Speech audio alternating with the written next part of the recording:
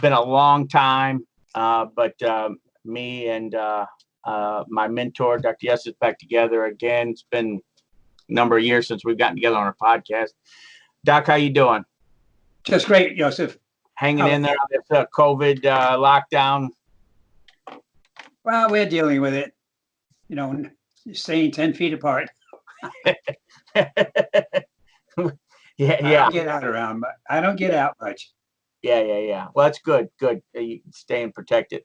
So, as most people know, we started back. I just noticed this the other day. It was 26 years ago, just about last week, I think, that I came out to California for the first time in 1994.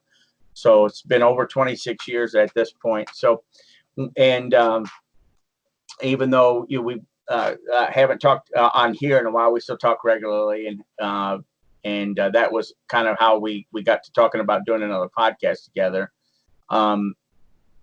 The book publishing has taken me in kind of new directions and new interactions with a lot of people who work on the collegiate level or the pro level, or maybe different positions internationally.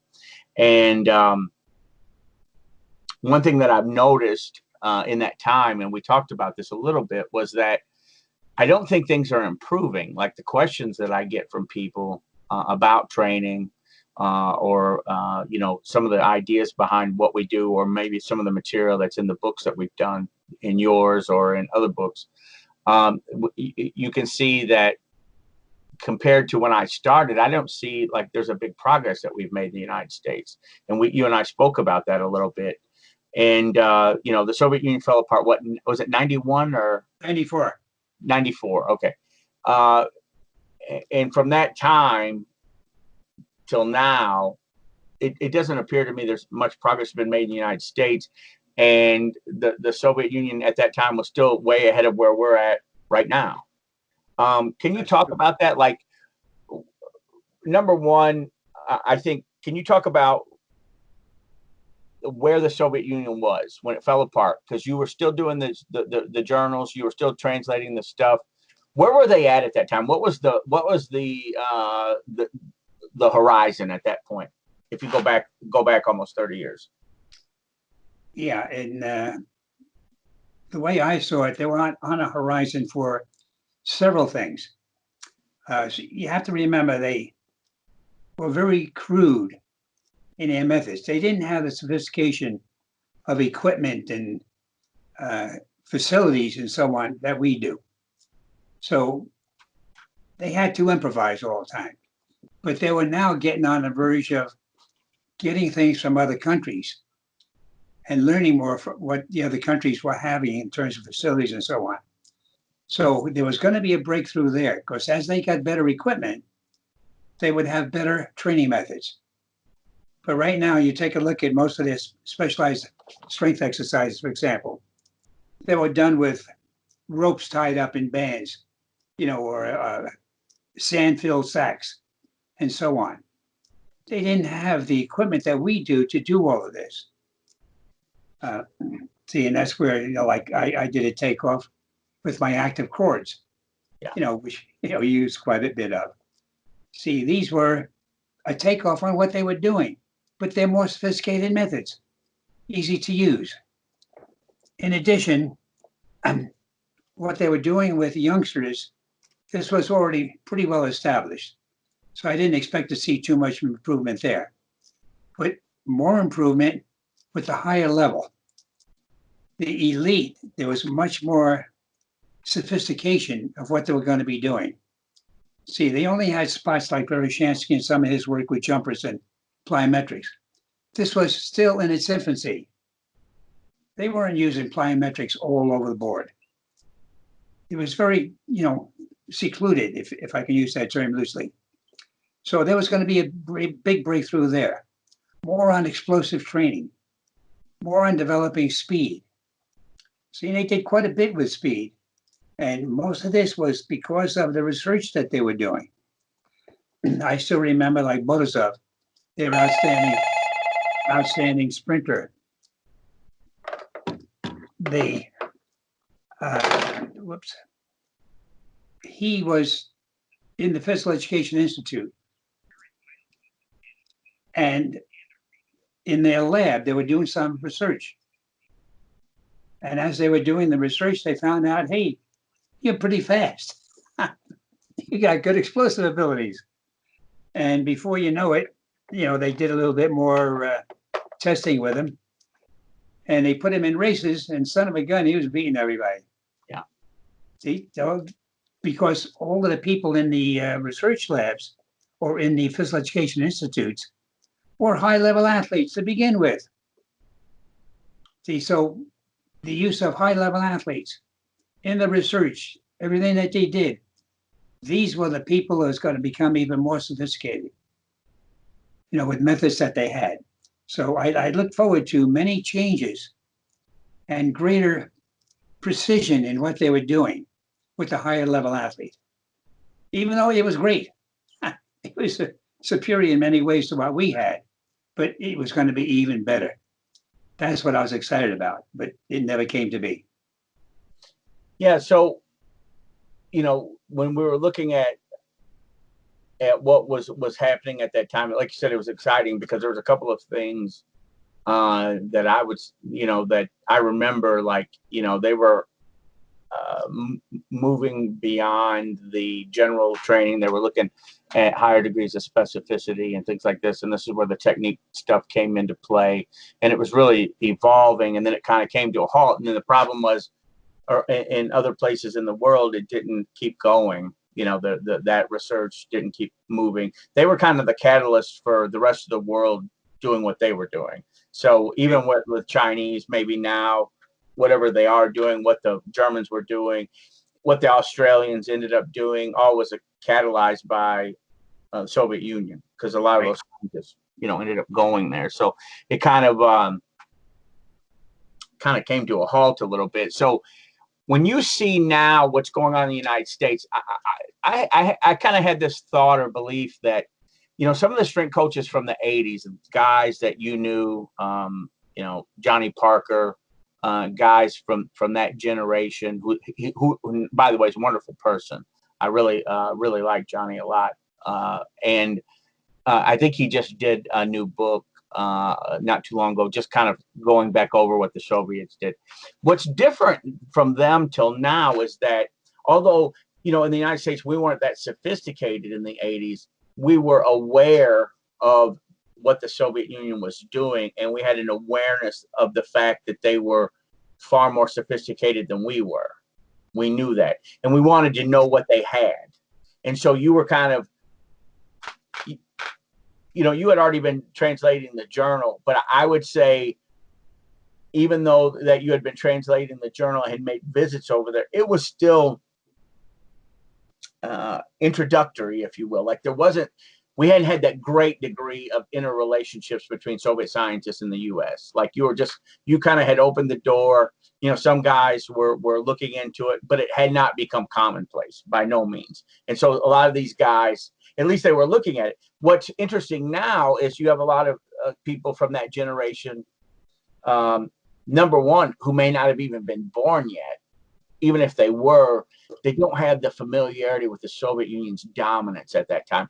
What do you think, like, from that time with the people that you knew in the field, the coaches and things, what do you think's changed from then till now? Like, because there's not that awareness of what was on the international scene at that time. That's a tough one to answer, because, see, at that time, it was all new.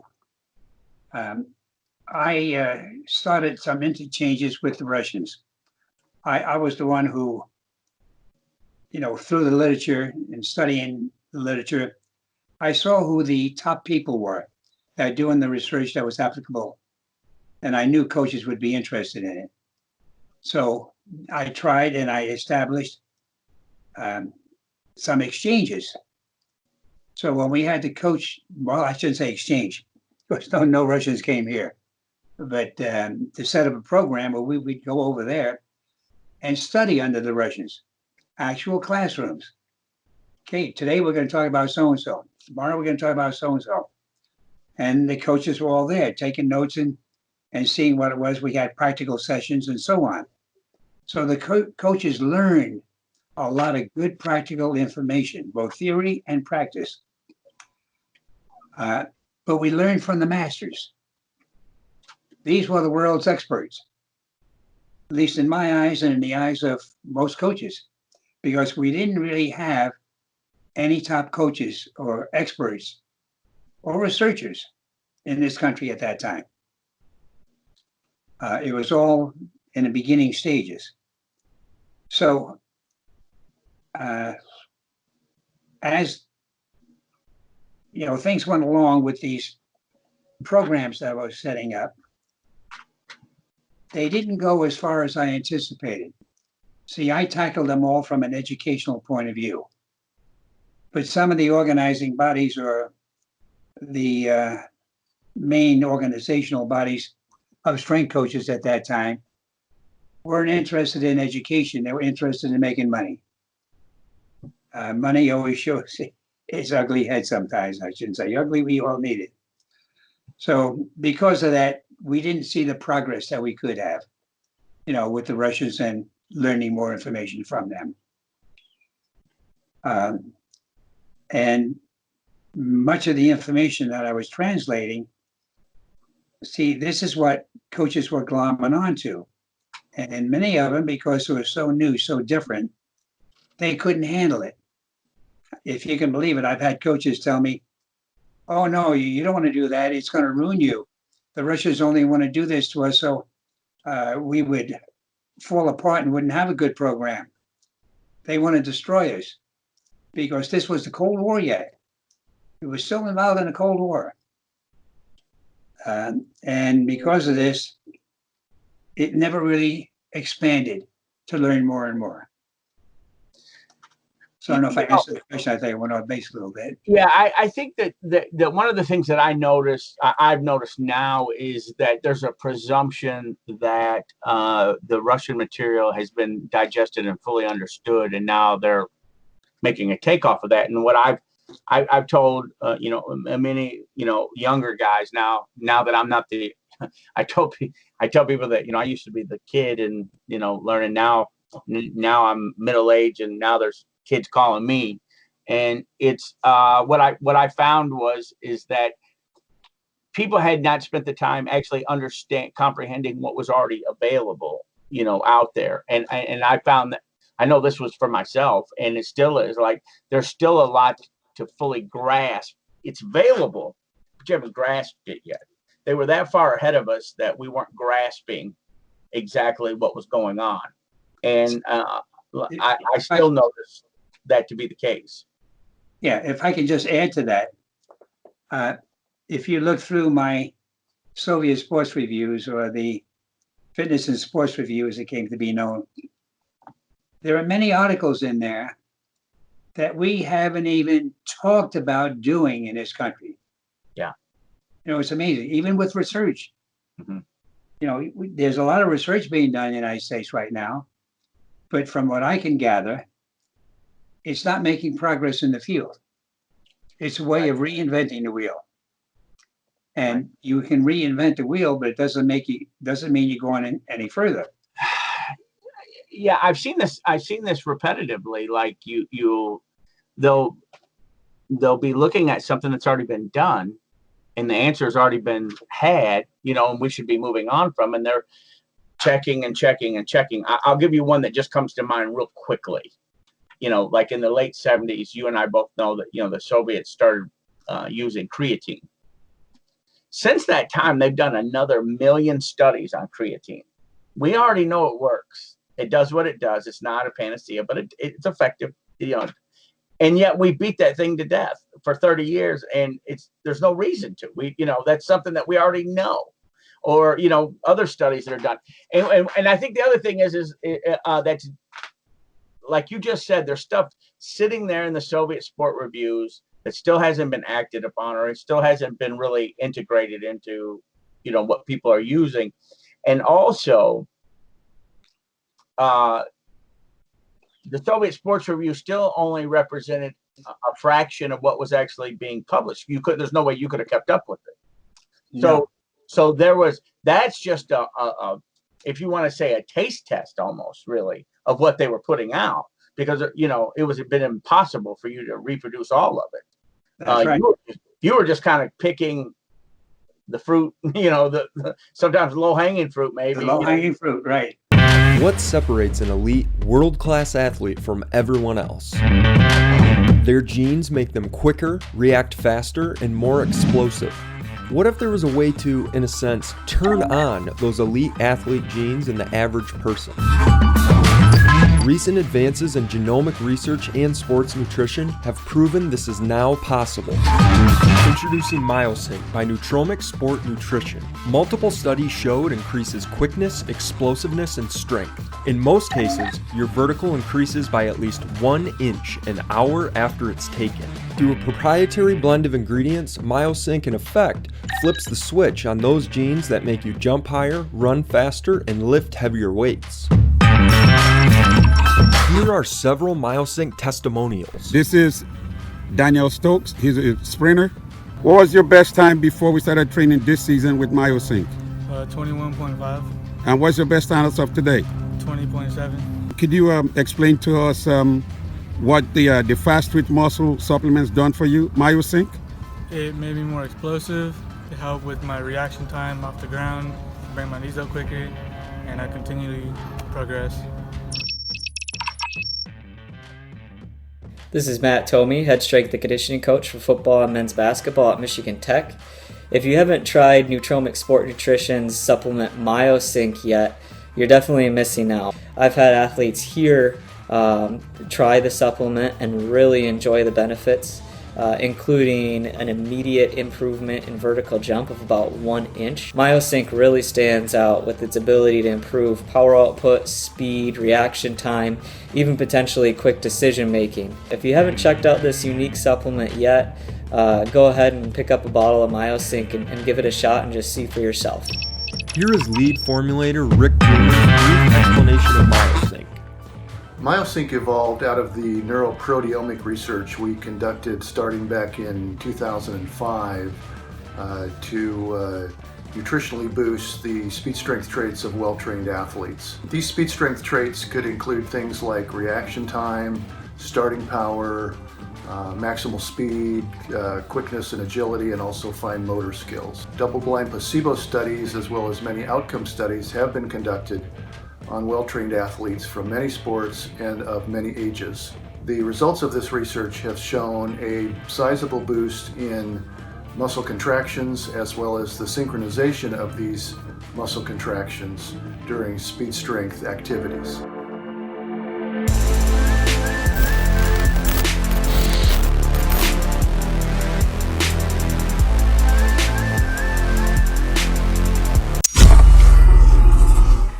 You were just saying, hey, these are good, these are easy, let's get these in here.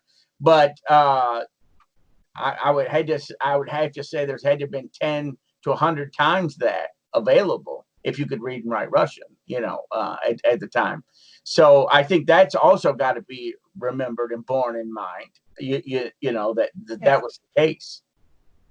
Yeah, I was just going to give an example of that. There were a few studies that I reported in the Soviet Sports Review on running, or the biomechanics of running. This is back in the 70s, let's say 70s and 80s. They figured out through their research exactly what happens in running, which muscles involved, how they're involved, and what happens, and what the most important force-producing actions are. There has been nothing even close to this in the United States since that time. But yet these studies are still there, sitting there. So, there's so much. And I think that, so this is one of the questions that has come to mind, or thoughts that have come to mind, is that, we talked about this off camera, was that, from that point of view, like, there's different technologies that are sophisticated in allowing you to analyze someone's technique in a particular event that can tell you what's going on. It doesn't analyze it fully, but it analyzes what's going on. And they can give you a very detailed analysis of what the athlete's doing. but then there's no expertise in what should the athlete do about it. Like what is the next step? And we don't see that. Like the biomechanics in the United States, sports biomechanics is almost strictly observing and not, prescribing. It changes, it's just giving you an evaluation of what's going on, and then telling you, well, you hear this a lot. Well, a great athlete, they should do what they naturally do. They naturally know what to do, or, they don't need any, you don't want to mess up a good thing, or, if it isn't broke, don't fix it. You hear a lot of this kind of stuff. But the fact is that, we can always be better. We're not hitting perfection in a lot of different ways. Can you talk about that? Sure. See, now let me just go back a little bit on what you said. What you said was right on. But I'd like to clarify a couple of words, because the meanings of these words can be different. See, the studies being done right now are not analyses. They're descriptions. Yeah. They just describe what happens in the joints. An analysis, in my way of looking at it, goes into why do we need that action? See, we can take a look at running, all of the joint actions. Why is that needed? Why is the leg straighten out? Why is the knee driven forward? Why? See, answer the why. Or if you're throwing, why do we need the hips coming before the shoulders? Or should it be vice versa? See, these are questions that have to be answered, and they can only be done through the research. And we really need more researchers who are capable of doing this, not just describing. See, the most sophisticated programs that we have available only describe. I've yet to see one of them that goes into analyses to tell you why each joint action is needed and what it does to the success of the total skill execution. And what I'd like to see, and I hope this will come about, instead of all the research being done today, mainly on reinventing the wheel, we should get some that want to move forward and get beyond the wheel. Let's take a look at what is being carried on the wheel. Do we have a good axle? Can it support this research? Can it support this knowledge? See, now, if we go back to the beginning of the Soviet research, you have to remember back in about the 1950s or so, in Russia, or the Soviet Union at that time, they had 5-year programs. You hear about Khrushchev when they was here and whatnot, 5 years agricultural programs, 5 years moon programs. They had programs for all these different areas. And they were done a lot for propaganda purposes. The Soviet Union wanted to show themselves as being on top of the world. We are the greatest. The communist system is the greatest. So to show that it's the greatest, they had to be winners in these different areas. So when it came to sports, they said, look, we can't compete with the rest of the world. Look at the United States. They have so many athletes. We have so few. Because they weren't a sports-minded nation at that time. Yeah, they had some sports, but it was like maybe 10% of what we had. So, but they wanted to win the Olympics. So they said, look, in order for us to be good and to win, we have to get better. And we're going to get better. We don't have the people. So let's get the researchers. Let them figure out how to do something better, how to train the athlete, how his technique should be, and so on. And that's when they elicited experts from all the different areas, physiologists to study, the aspects of exercise, biomechanics people to take a look at technique analysis, and so on. They had psychologists working on the psychology of the sport. So they had all these experts working. And that's how they began to develop the athletes. Here's a new concept. We don't think of developing an athlete. In this country, we think in terms of getting an athlete and playing more. We think that by playing more, we're going to get a better athlete. Well, you got to get a better athlete in terms of strategy, but not a better performing athlete. This we're not going to get. but the Russians were getting better performing athletes from the research that they were doing. And as they were getting better athletes, the methods became more sophisticated. The research was expanding.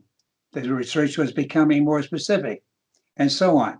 So research was behind everything that the Russians did and were doing. You take a look at every aspect, let's say plyometrics. Well, hell, Veroshansky was doing all the research on it, shortening the stretch reflex, the stretch shortening, and so on. So it took a long time before the concept of plyometrics came about. Right. But it was based on the use of experimentation. What's the best way of doing other things? See, all this was being researched for many years. See, and then they knew what to do.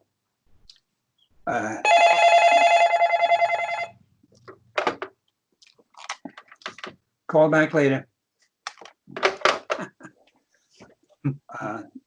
So anyway, I think this kind of shows where the differences were and where their focus was. So when you see the focus being on how can we make progress and improve, see, this is where their research was directed. It wasn't just on playing more. To them, that was just a waste of time. In fact, they started off with the youngsters. They didn't play the sport for at least a year. It took that long for them to learn the skills. Right. But what do? If we're going to have a tennis player, all right, here's the ball. Let it go and hit it. Just roll it over and hit it. See, we go into hitting right away. Right. Well, they would never do this. They would work on how do you move your body? How do you shift your weight? Where's the arm action? Let's develop that pattern. See, and then they would, get into modified games. They would get into hitting and so on. But they didn't actually play a game for at least a year or more. Same thing happened in soccer. You name the sport, and this is what it took. Weightlifters, they worked out with a pole, a wooden pole, for about a year or so before they even lifted a barbell. See, so go ahead. I'm sorry. Right. I think one of the biggest differences, especially here in the United States, especially because youth sports has become an industry now, where maybe and when the Soviet Union fell apart, it wasn't in the United States. Now it's an industry here, and the key is, or the approach is, to get the athlete, the youngster, involved in the sport itself as soon as possible. 4 or 5 years old, and it's playing the sport. It's always playing. It's not training the skill, and it's not training maybe the physiological systems. None of those things. It's just strictly play the sport more. And I think one of the reasons why is because there's an absence of knowledge as to what to do. Like, I don't think most people know what to do. Like, well, we know that if you play, you are going to get better to some degree. And then there becomes that temptation for people who are competitive to play even more. And this is where the injuries come into play, because they push that envelope far too, further than they should. And so while it's in earnest, it's making a grave mistake. Instead of looking at developing skill, looking at developing the muscular system, energy systems, things of this nature, looking at it from more of that global point of view. But there's no education out there on it, like that's been born in the United States on how do you train a young athlete? What should you do? We don't have any kind of central source of information like the Soviets might have, or the Germans might have had. And so you see where this is. And then the other thing is, we don't even classify athletes, so we don't even know what we're talking about when you say a study. Was it on children? Was it on an intermediate athlete? Was it on an elite athlete? We don't even define those, so we don't even know what that means per se. Like, we don't define elite athletes. It's very loosely defined as somebody who's professional. He's an elite athlete because he's professional. but that does not indicate is he elite in terms of his training, and how long has he been training for under the supervision of an expert coach. So it's really like a shot in the dark. There is no precision. If I can even amplify that on that point, and you've seen this, like for example, with the 1x20 program, we have found that most athletes, including the elite athlete, does not have a good foundation or a base. They do all of this training, but they don't really have the substrata to do it most effectively. But by doing the 1x20, we see great improvement from the youngster through the elite athlete. See, and because the elite athlete doesn't have the structure, it shows how our training methods are antiquated. We're not really starting with the foundation, which is the base, and then working up into the more sophisticated. We start with the sophisticated and think this is the cat's meow. Oh yeah, now we're really doing this top-notch training.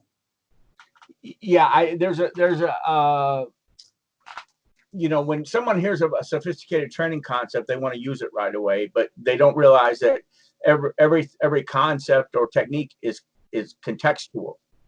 So when I talk to some parents about the progress that the kid's made a lot of progress, he's a much better athlete, and they said, well, can he get better, or how much better can he get? And I'm like, if he's a teenager, he can get a ton better, because there's a lot of concepts I can't use with him till he's an adult. There's a lot of things that you're going to hold back until the athlete's ready for them. And as like plyometrics, even if you just look at the depth jump, that's a decade plus of progress, at least progressive improvement, because right. He can't start at a 44-inch box. It'd kill him.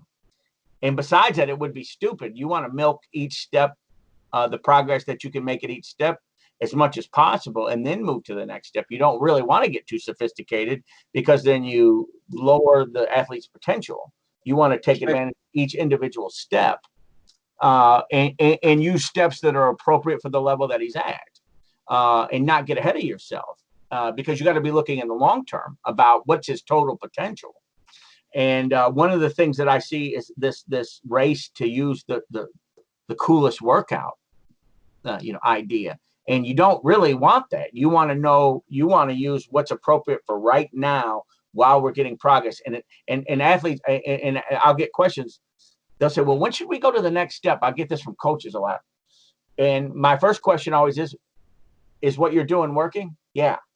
Then we're not going to a next step. Why? Let's continue to get the improvement.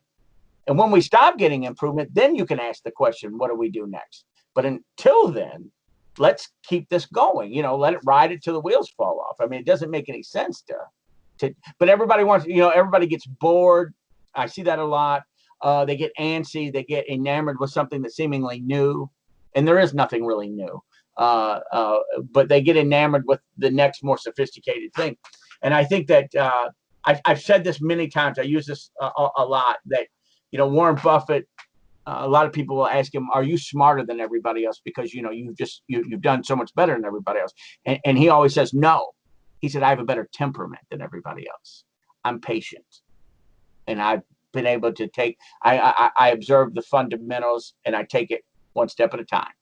I don't get overly excited in a positive way or a negative way.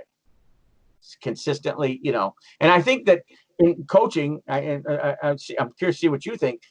In coaching, I'm almost convinced that temperament's as important as intellect. Oh yeah, no question about it. And I think in terms of your parents here, they're the ones who need a little of this, because sometimes it's the parent that pushes the kid, especially in all of these leagues for the elite kids. See, what a waste. And I can just see parents and people saying, what do you mean a waste? This is great training for the elite athlete, young elite athlete. No, it isn't. because all they do is play, and the more they play, the less time they have for training. Training should dominate until they get into their late teens and 20s. Right. That's when being great in competition matters, not when you're 15 or 16. The current model, the flaw in the current model is that they'll have the athlete play, and really what's going on is, in my opinion, especially once they get beyond the prepubescent years, is showcasing. The athletes get showcasing, but that doesn't mean he's developing much. And the other thing is the coaches that are involved in this are there for, and this might be a little bit controversial, but they're in it for themselves. They're trying to build a resume as a coach. So basically what happens, and you see this with travel sports, is they're recruiting kids who are already talented to make themselves look good. And they're selling it as a development tool, but that's in fact not what's going on. Right. The kid's not getting a lot better. He might be getting better to the degree that his natural maturation is allowing him to get better, but it's not as a consequence of the playing. That's minimal. You get a little bit, but it's not a lot. I think that the problem is that nobody's looking at, well, what should the qualification of the coach involved in this? What should his qualifications be? Well, the reality is he has none. He used to play, and that's it. And and he's coached, little league teams or whatever the case may be, but he used to play, and he's a fan, but he's not technically qualified from a scientific point of view by no stretch. What do you does that resonate? Oh yeah, see, and I think I kind of hate to say this because I can just see many coaches looking at me like I'm crazy, but we don't have coaches who really know what the heck they're doing. We have coaches who only play the athlete, and this is why recruiting is so big. They have to get the best athletes, both on a high school, collegiate, and pro level. Notice I said high school. Yeah. Because we already see a lot of this recruiting taking place on a high school level. But get rid of all this recruiting. Now we're going to find out if a coach knows how to develop an athlete. This is what you want. But you see the coach who's a top-notch recruiter, he is not out there to develop the athlete. He's there to play the athlete. And once he breaks down, you buy or bring in another athlete. See, and this is what I think is terrible, where we lose more great athletic talent than we ever develop.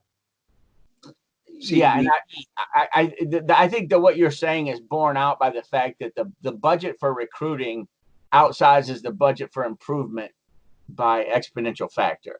Sure. That's where the money's at. And that tells you what people really think. Look where they spend their money. And that tells you what they really think. They really think that you need to recruit the talent. And the fact of the matter is that's what they really do. You don't see, and this was borne out by the study at Oklahoma State that they did that showed that athletes don't improve in college at all. They get a little bigger, they get a little stronger, but which is very easy to do. And part of it's just natural maturation, but they don't improve in terms of speed, quickness, jumping ability. Those factors don't really improve. And why is that? Well, because they're just recruiting the talent. They're not developing it. It's more in my opinion, it's more window dressing. And I think that in fact, most of the coaches, if you get real pointed and ask the question, they don't believe that the improvement can take place anyway. They don't even believe it's possible. So I think that that's, also telling. So you've got this just real confusing, vague world with no order in it and no plan and no strategy for you to go from here to here, developing as a higher level athlete. There's no plan in place. It's basically, hopefully you got great genetics and keep your fingers crossed. Yeah. And see, this is where I think we fall down. But if we did it the other way, the developmental side, for example, I look at or I've done biomechanical analyses on Usain Bolt. Most people, coaches look at him, hey, he's the world's best, which he is. But can he be better? Yes. You take a look at his technique, there are certain aspects of his technique that can be improved. I have yet to meet an athlete who could not be improved. See, we have to gear our thinking to this. We have to think in terms of the athlete and not the team and who's number one in the nation. Who cares? Who's number one in relation to being the best he can be? But we don't honor this. We don't hold this in high esteem. I've yet to see anybody even say, look, by the time you get done here, you're going to have perfect technique. And by that perfect technique, for example, if you're a baseball player, you're going to be striking out more batters than you ever dreamed was possible. You're never going to get injured. You're never going to have a Tommy John surgery. All of this is possible. Yeah. If we would think in terms of developing the athlete, not just using him to play the sport. No, I agree fully. And to go back real quickly, just to your point on Usain Bolt, the interesting thing about him was that he ran his fastest time at the age of 24, which in my opinion is an indictment of either his motivation or his training. But there's no way in the world that your best personal best is at 24 years old, when we know that your genetic potential is closer to around 30, give or take, as far as being as fast as you possibly could be. But no way should it be at 24 years old that that's your fastest time. And then from there till 30, you didn't get any faster. Tells me you're either not motivated or your training plan's not very good. It's one of the two. And so I think that that's something that should be borne in mind with people. And then people will look at other coaches and say, well, this guy's really good. This guy's really good. Well, if that's true, based upon how fast they are, then the Jamaican coach is the smartest guy in the world, because he's had 3 of the fastest people in the world on a small island. And obviously nobody believes that that the Jamaicans have any sophisticated system or science. It's genetics. So that tells you then that the coaching is an entirely different thing. And the Jamaicans have incredible genetics, but they could be, developed much better than they already are. Yeah. See, we haven't seen the demand for, hey, what are you doing in your training? Right. I haven't seen any of this. Right. And that's what we need. Well, Doc, I know we wanted to kind of keep this in a tight time frame, and I do appreciate you talking. And I think that maybe let's get back together and we can discuss a few of these more things, because I think that they would be great. Going into some of the other problems that we're seeing in the United States with over volumization and a couple other ideas that we've talked about before. But let's get back together on those. And by the way, I do gotta, as always, I gotta give the shout out to Aaron Rhodes with the St. Louis Cardinals. Thank you very much. Appreciate the gear. I think that this is a topic that we can do a couple times, because I think that there's a lot to dive into here that would be relevant, to the coaches. Do you have any parting thoughts? No, I think little by little we can bring more out in time, things that could really help the coach and not just reinvent the wheel. I think we can make more progress, and we can look at the different aspects of training that a coach could easily incorporate to become even better. So not only does the athlete become better, but the coach becomes better. That should be a great objective. I agree. So we're going to get back together. We're going to go into a couple more of these ideas next time. But for now, we'll sign off today. Doc, thank you so much for taking the time to talk, and I look forward to talking to you soon. You know what I just thought of, it might be of interest. We were talking about the Russians and their training. People might be interested in reading one of my books, The Secrets of Soviet Sports Fitness and Training. Yeah. So this has a lot of good information that we talked about and a lot that we didn't talk about. So that could be a good resource. That's exactly right. That was the very first book that I ever read in the area, and what led me to this place. And now I'm the publisher of the book. So yeah, definitely that's a great background, at least for the Soviet approach and how they looked at things at that particular time. So you can check that out on Amazon or one of our sites, uaconcepts.com or dryessis.com, and on Amazon. All three sell the book. So thanks a lot, Doc. We'll talk to you soon. Okay. Thank you, Yosef. Bye now.